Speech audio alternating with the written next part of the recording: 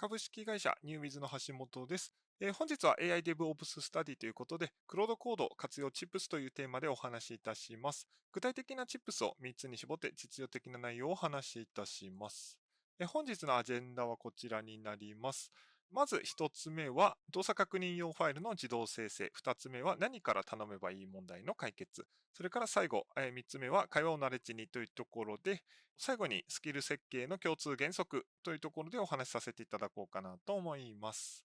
まず一つ目のチップスについて、動作確認ファイルの自動生成です。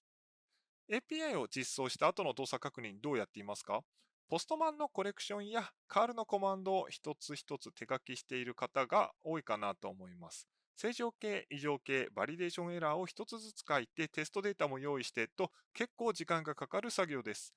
手動で OK だったらいいかで終わって網羅線にばらつきが出たり、さらに書いた人しか意図が伝わらず新メンバーには引き継ぎにくいというような問題も発生しているのかなと思います。で、AI 駆動開発によって動作確認がかなり手軽になったのかなと思っております。AI 駆動開発によってですね、設計書がテキストベースで構造化されて、統一フォーマットでリクエスト仕様、エラーハンドリング、処理フローなどといったものが書かれるようになりました。これによって設計書が AI でも読み込める形になり、.http ファイルのようなテキストベースの動作確認方法の有用性が一気に上がったと思っております。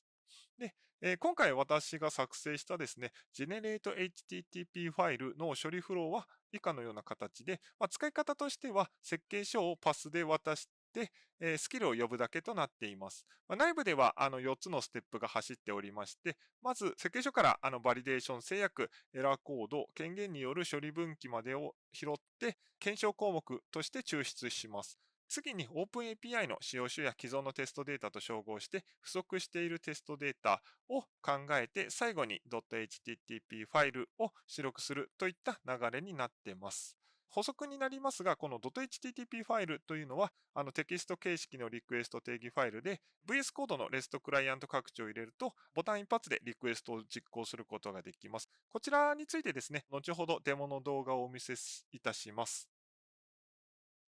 次に、生成物のポイントについてなんですが、生成された .http ファイルはただリクエストが並んでいるだけではなくて、各リクエストに何を確認しているのか、コメントで記載されております。例えば、404のケースであれば、対象リソースへのアクセス権限がないため404を返す。403ではなく404にする理由というところが書かれているというようなことをイメージすると分かりやすいのかなと思います。動作確認中にですね、このケースって何を見てるんだっけというところが迷わなくなるのかなと思ってます。ファイル冒頭にはですね、テストデータのサマリーが集約されておりまして、誰がどのリソースにアクセスできるのか、全体像が一目で把握できるようになっております。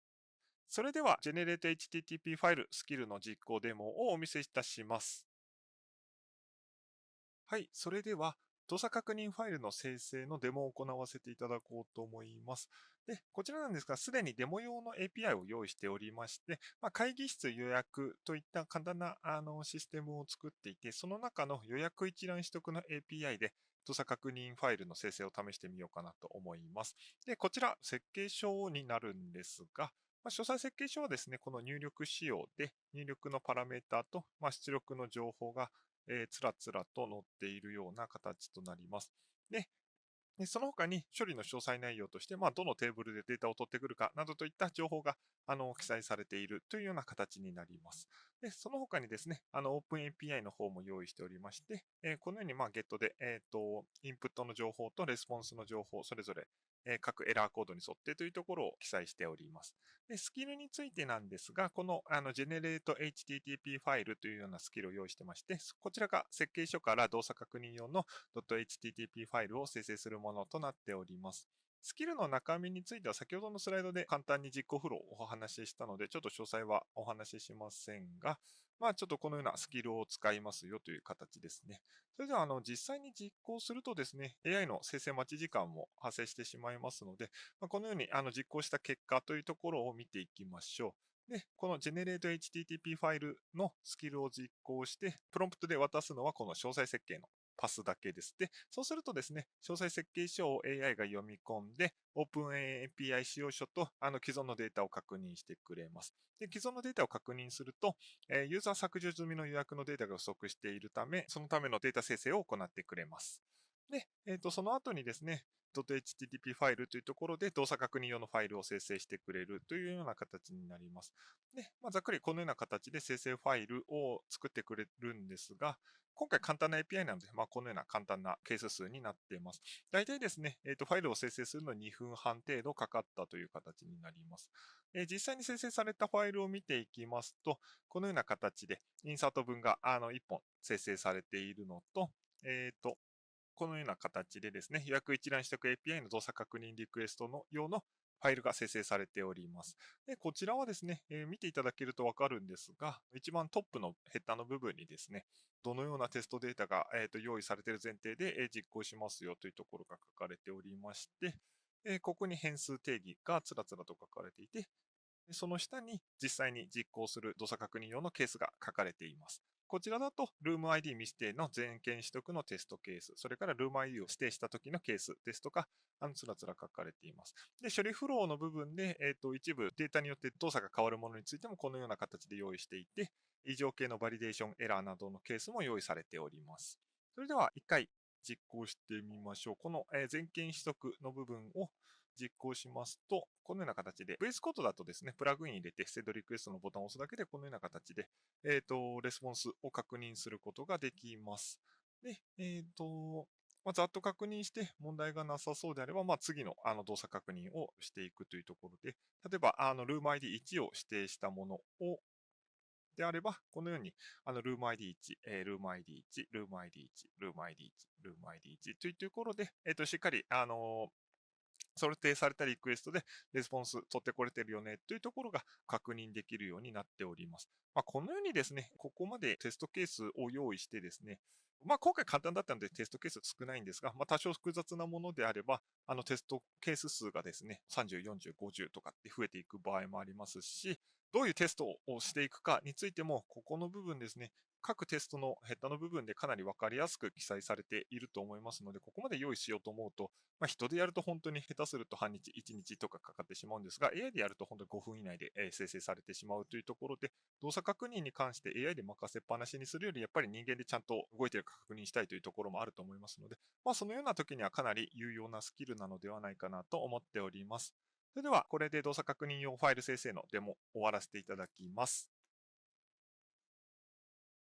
はい。というところで、デモを見ていただきましたが、結局何が嬉しいかというところなんですが、設計書を完成した時点で動作確認の準備が8割終わっているというような状況になるというところです。テストデータをですね、DB に投入してリクエストを順番に実行するだけで設計通りに実装されているというところが検証できます。従来はですね、実装動作確認ファイルを作成して動作確認といった流れでしたが、実質はですね、設計フェーズと動作確認の準備が同時並行に終わっているというようなイメージになるかなと思います。なのでですね、設計書を読み込ませて動作確認のファイルを生成 AI がしてくれるというところになるので、すぐに動作確認のリクエストを投げるというところが API ではできるようになっているというような形です。で、この Generate HTTP ファイルから抽出できる発想というのが、毎回手で書いてるけど、入力は構造化されている作業についてはスキル化できるということです。設計書を読みながらマイグレーションを書いている、それからテーブル定義を見ながら目標の JSON を書いているですとか、OpenAPI 使用書を見ながらクライアントコードを書いているといった作業が候補になるかなと思います。共通点はですね、入力が明確で出力の形が決まっている変換作業であることです。頭の中に入力から出力の変換ルールがあるのであれば、それはスキル化できる候補になるのかなと思います。続きまして、2つ目のチップス、何から頼めば問題についてです。課題としてスキルが増えすぎ問題ということで、現在私のプロジェクトのカスタムスキルはですね、設計、実装計画、実装、テスト、レビュー、その他もろもろと20種類を超えてきました。充実しているのはいいんですが、充実しすぎると今何を使えばいいのかと迷うようになります。で、クロードコードを使い始めたメンバーが最初につまずくのがここで、実装したいんだけど、どのスキルから呼べばいいんだっけとかですね、直接話しかけていいのか、それともこういう状況だとスキルを呼ぶべきなのかというような疑問が増えていくこととなります。スキルを整備すればするほど、入り口の複雑さも増していってしまうというようなジレンマがあります。そこで作ったのがこのプロンプトヘルパーというスキルです。コンセプトはシンプルで AI の頼み方を AI が教えてくれるというものです。プロンプトヘルパーを呼んで何をやりたいかを話すだけ。内部でタスクの種類、変更の規模、品質要件、所要時間の4観点で分析してスキルを使うべきか直接対話で十分かを判断します。最後にコピペで実行できるプロンプトを一つだけ生成してくれるというようなものになっております。この時意識したのが提案は一つだけに絞るということです。複数のプロンプトを提示するとどれを使えばいいというのに逆戻りしてしまいます。フェーズ1はこう、フェーズ2はこうのようにですね、選択肢を並べた瞬間に入り口の迷いが再生産されてしまいます。ですので、プロンプトヘルパーは必ず提案を一つに絞っています。スキルを使わず直接対話する場合でも、どのファイルを見て、どのツールを使って何をするかというのを明示した具体的なプロンプトを一つ生成するというような方針にしております。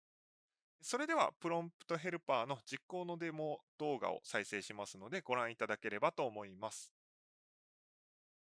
はい。それでは、プロンプト作成ヘルパーのデモを行わせていただきます。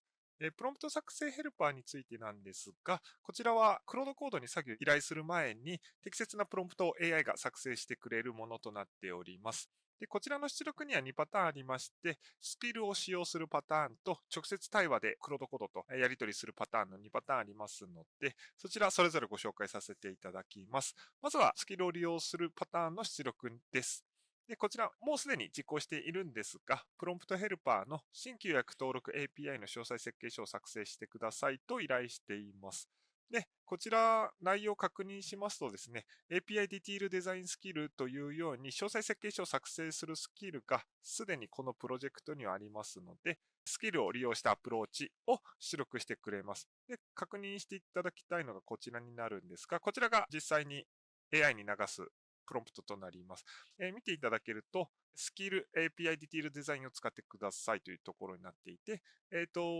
入力で渡したこの概要設計書のパスについてもここに記載されているというような形になっています。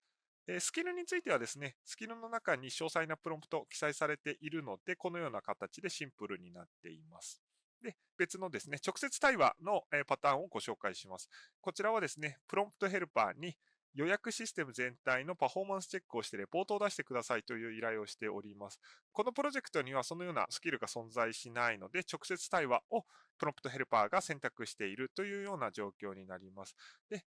直接対話の場合はかなり詳細なプロンプトを出力するようにしておりまして、こちら見ていただけるとわかるんですが、やりたいことが書いてあるのと、さらに、チェック観点、出力形式、実施手順などといった情報が記載されております。まあ、プロンプトを投げる際には、このような形で投げると AI が理解しやすいんだなというところの学習にもなるのかなと思っています。で、チェック観点としてもいくつかあるんですが、この中で不要な部分、足りない部分とかがあれば、追加削除していくというところも修正可能な出力になっているのかなと思います。以上でプロンプト作成ヘルパーのデモ終了させていただきます。それではプロンプトヘルパーの最後になりますが、プロンプトヘルパーから抽出できる発想は人間が毎回同じ説明をしているのであれば、その判断ロジック自体をスキルにできるということです。オンボーディング資料に書いてある判断フロー。こういう時どうすればいいのかと繰り返し聞かれる選択、リードミーのユースケース別の使い方セクションですとか、これらはすべてスキルの指示書にしてしまえば AI が勝手に判断してくれるというような形になっております。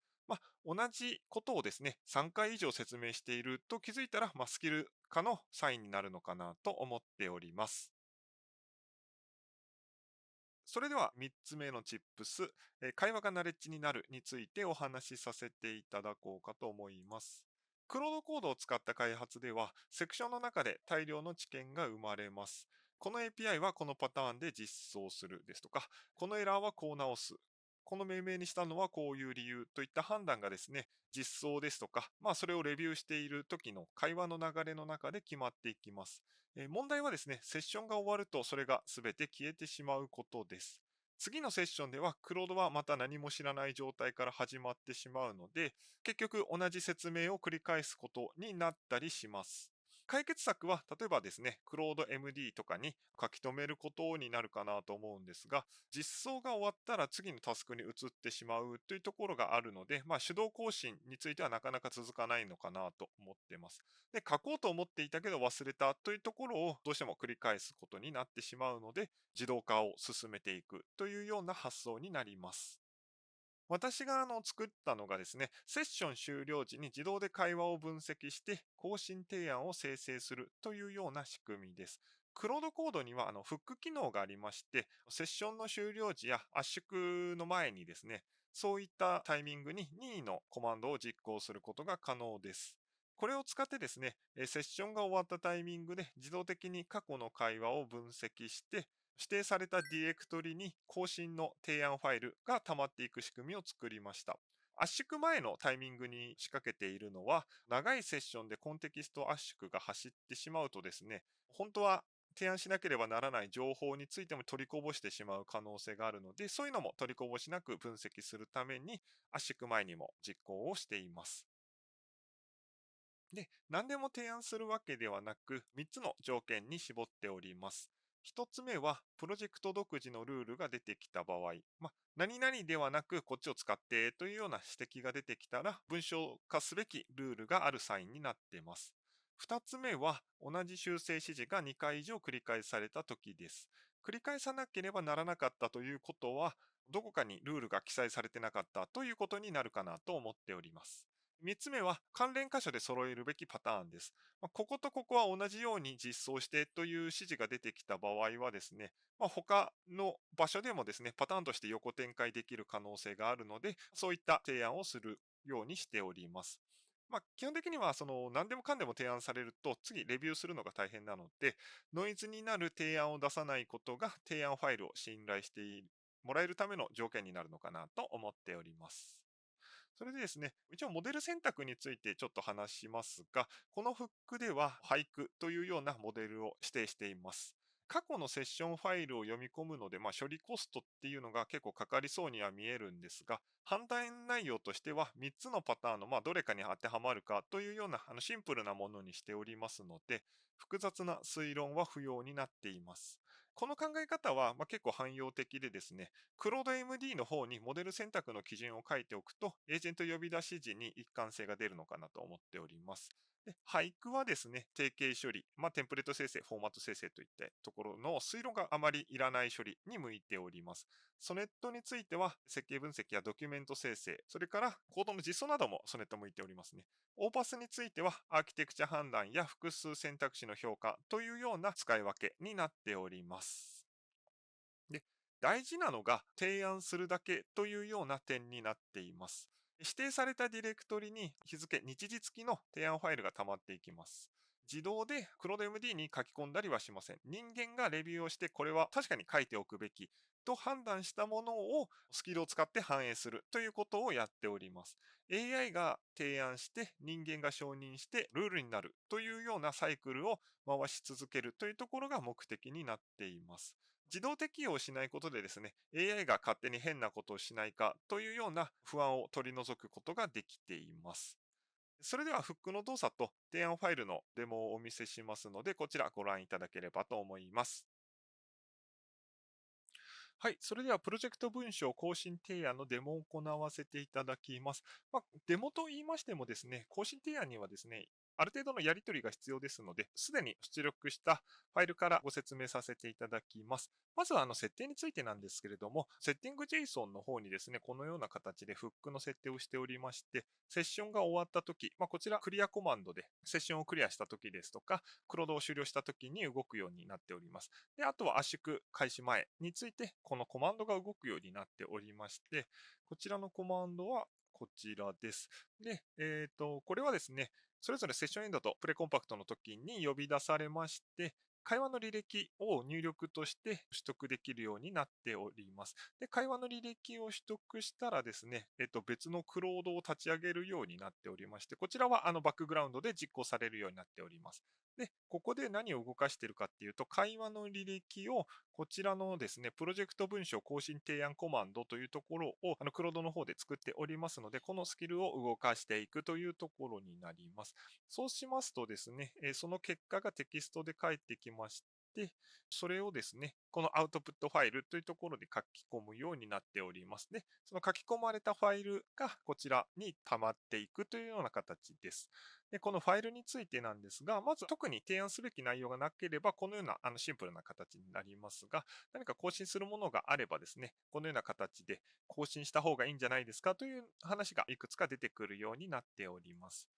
で、もちろんこちらについては会話がですね、クリアされたりしたタイミングでファイルが生成されていきますので、ファイル数、例えばですね、1週間ぐらい開発を続けていますと、全然100件とかですね、この履歴が溜まっていくなんていうことも結構ざらにあります。で、そのファイルを一個一個ですね、見ていくとかなり大変にはなりますので、それをまとめるコマンドというところも私用意しておりまして、そちらがこちらのスキルになります。こちらですね、Summarize Suggestion というようなスキルを作っているんですが、これは何かと言いますと、この指定されたディレクトリ配下にあるですね、提案ファイルについてすべて読み込んで、まず一つのファイルにまとめてくれるというものになっております。この一つにまとめるのもただまとめるだけではなくて、このまとめたファイルちょっと見ていただければわかると思うんですが、例えばですね、重要度ですとか、何回出現したかの情報によってちょっとランク分けをしたりですとか、どこに書いた方がいいようですとか、あとはそのどういう内容、どういう理由で提案してますよという内容をそれぞれ提案ごとにまとめてくれているというものになっておりますので、こちらですね、例えば複数メンバーいるようなチームでも、それぞれみんなにこのサマリーを作ってもらって、それを受け取ることによって、かなり提案ファイルの人間がレビューするというところはかなり楽になっているのかなと思います。結構ファイル1週間やって500ファイルとか来られると、さすがにちょっと人間では見切れないよとなってしまうので、例えばその重要度高いものだけ、こんだけあるなら見てみようかなという方針でも全然構わないかなというところで、このような提案ファイルとして一つにまとめる機能を作っております。はい。以上でプロジェクト文章更新提案のスキルについてのデモを終わらせていただきます。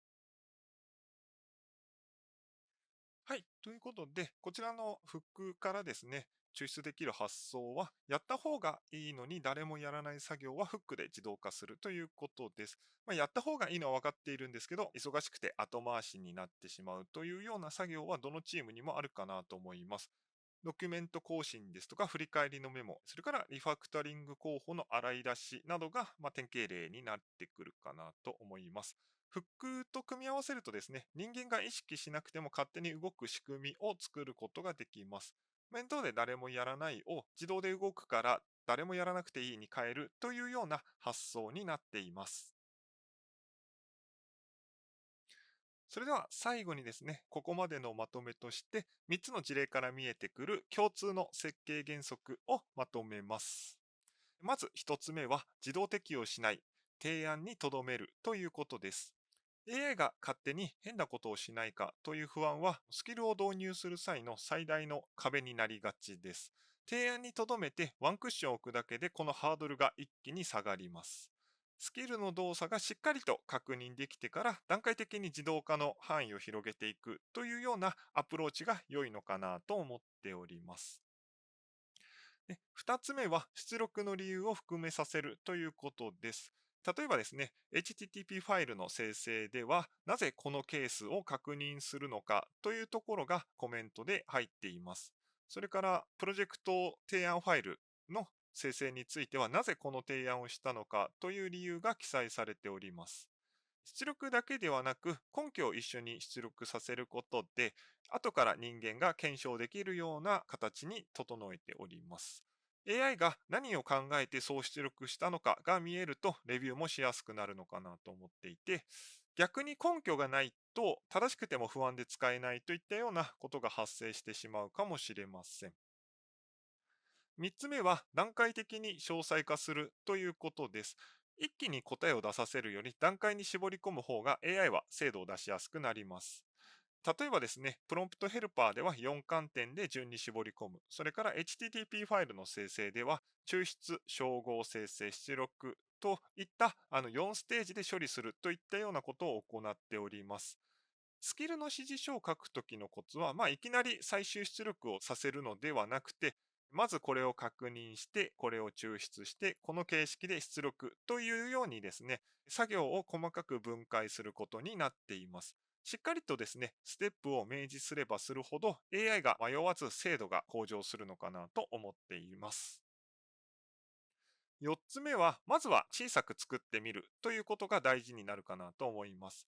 スキルを作るのは最初は時間がかかりそうとかですね、身構えるかと思いますが、今回紹介したスキルもですね、マークダウン1枚からできているというところもかなり多いです。こういう時にこうしてほしいという指示書を書いて指定されたディレクトリに置くだけですぐに動作するようになります。完成度を最初から求める必要は全くなくてですね、まずは動かしてみて、フィードバックを受けたり、自分で使い心地を確認しながら、徐々に改善していけばいいのかなと思っています。最初は自分が3回以上やっている作業の中から、1つ選んで AI にスキルを書き出させるということをやってみるのがおすすめです。基本的に自分でスキルを作ることは私はしていなくて、AI にやりたいことを伝えて、スキルを作らせるということをやっているので、まずは一つだけ作ってみるということをやれば感覚がつかめてくるのではないかなと思っています。